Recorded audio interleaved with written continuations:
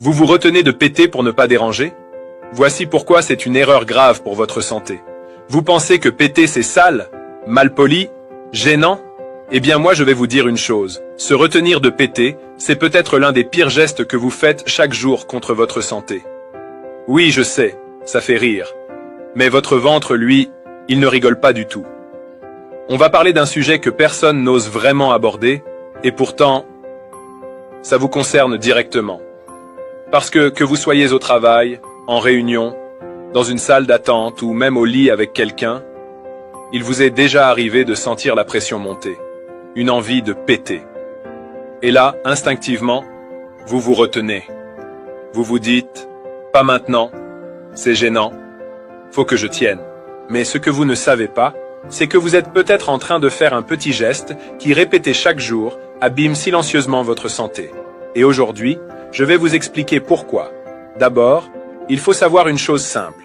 Votre corps produit entre 0,5 et 1,5 litres de gaz par jour. Oui, chaque jour, vous avez environ 1 litre de gaz qui se balade dans vos intestins.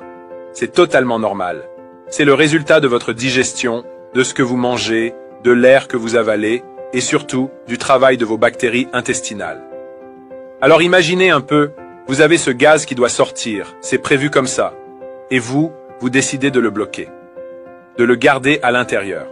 Encore et encore. Ça commence doucement, ballonnement, lourdeur, maux de ventre. Puis avec le temps, vous ressentez des crampes, des douleurs digestives, parfois même des reflux acides.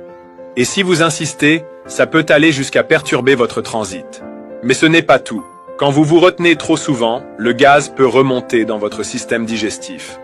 Et oui, il peut même finir par être réabsorbé dans votre corps. Et devinez où il peut ressortir? Par vos poumons.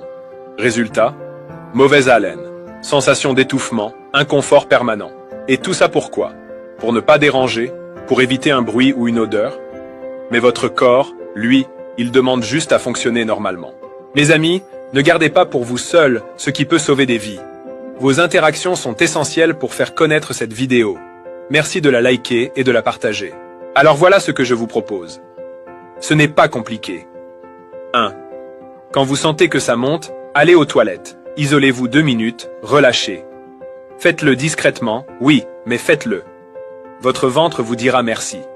2. Surveillez ce que vous mangez. Certains aliments favorisent la production de gaz. Choux, haricots, soda, aliments ultra transformés. Mais vous pouvez aussi aider votre digestion. Buvez de l'eau, mâchez lentement, bougez un peu après les repas. 3.